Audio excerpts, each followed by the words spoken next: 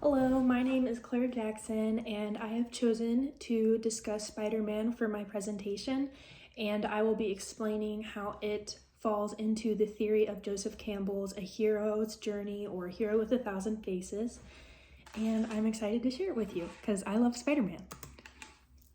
So I will be using this via the Spider-Man 2002 version, the first live-action Spider-Man movie starring Tobey Maguire.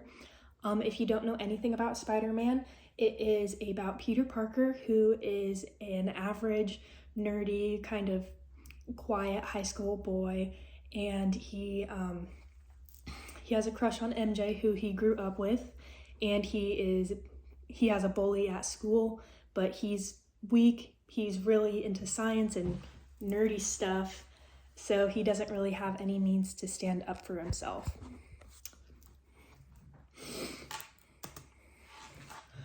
So here I have put together a chart of the hero's journey. Just following through, I'll be discussing all of the categories and specific instances within the film of how they line up with the events that Campbell has laid out for us. So first off, I will be introducing Peter Parker. Here he is, played by Tobey Maguire. Like I said, he's had a crush on MJ for years, grew up with her. He's very nerdy into science, so he doesn't have very much confidence because his social status at his high school is very low. He is a photographer, and he has a friend named Harry, whose dad is somewhat of a scientist himself. So, and he's an orphan, and he lives with his Aunt May and Uncle Ben. So it is set in Queens, New York, which is a big city, and Queens is a part of that city. It's important to know that it's in New York because there's a lot of skyscrapers, and how's he supposed to get places if he doesn't have big buildings? So the supernatural influence within this film is the radioactive spider that he is bitten by. He's bitten by this spider whenever he is actually taking pictures of May on their field trip to Columbia University. They're in the biology science room, and there's a bunch of spiders, and the most radioactive new one is loose, and they're like, guess he's not in there. But he's roaming around. He bites his hand, and whenever he wakes up the next morning, he doesn't need glasses. He has abs. He finds out that he has all kinds of new physical abilities, athletic abilities, and he just responds with, cool, as you do.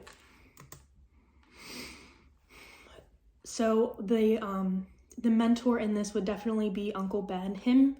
Peter Parker, being a high school boy, he doesn't really want to listen to what people think, and he's like, yeah, whatever, Uncle Ben, for part of it. But he's always, kind of looked up to him as his father figure, considering that he doesn't have a father in his life after he had passed away. Uncle Ben's saying is, with great power comes great responsibility. So after his spider bite, Peter knows that he needs to get some extra cash, especially if he's going to want to pursue a relationship with MJ. And another important thing to know is that since he has all these physical abilities, whenever his bully comes to pick on him again, he pushes him down and wins the fight. And Uncle Ben, his mentor, is like, he disagrees with that because violence is never the answer. And so to get extra money, Peter starts wrestling. What else would you do? So there is a rebirth in Peter's phase while he is wrestling.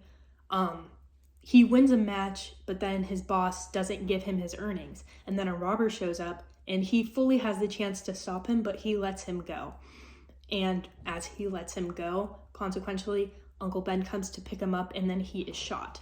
And he dies. And here he is. He's pretty sad about it. I mean, your uncle dies. Why wouldn't you be sad about it? So after this is where Uncle Ben says, with great power comes great responsibility, and then he dies. So the transformation within this starts out with him wanting to completely deny his abilities. He throws away his costume and he wants to completely disregard his role as Spider-Man. But going back to great powers comes great responsibility. Aunt May has a talk with him, and she lets him know that Uncle Ben truly believed him in... Sorry. Farley? There's a cat. Uncle Ben truly believed in him and knew that he was capable of great things, and after hearing that, Peter realizes what he's capable of and that with these powers he needs to use them to do good, especially with the crime rates.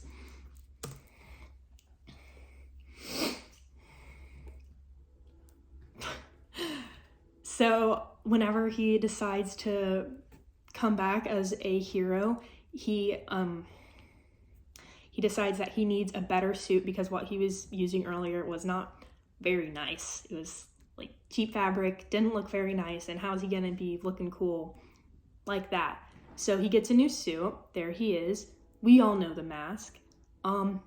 It's important to know that Peter Parker has a hidden identity, so people don't know who he is, and this is a big role in the story. And it's important to me because I love any kind of anything where there's a secret identity, like The Incredibles, anything. It's awesome.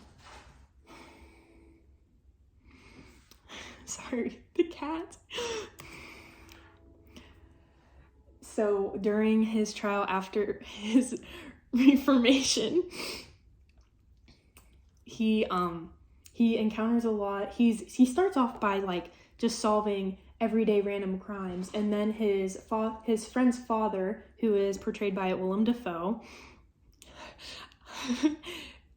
he is a scientist, and during an experiment come here, honey. I'm sorry. During an experiment, there's an error and he's fused with a power, supernatural event that makes him go a little crazy and seek power. And so he's putting rampage all over the city, all that fun stuff. And Spider-Man, Peter Parker, goes against him. And it is a lot of what the rest of the story consists of. And then after that, we come to the return, which is him truly accepting his power, because during all of this, Mary Jane has developed a crush on Spider-Man, who she doesn't know is Peter Parker. Later, she realizes this, and at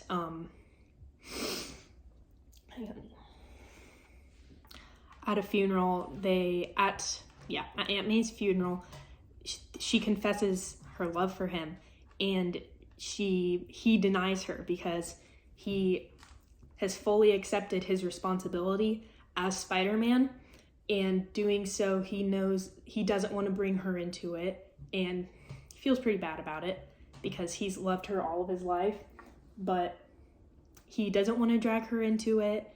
He knows that saving New York City is more important than being in a relationship, and he doesn't want to hurt her, but he says that she'll always be a great friend. What else would you want to hear? So as you can see, all of the events fit clearly within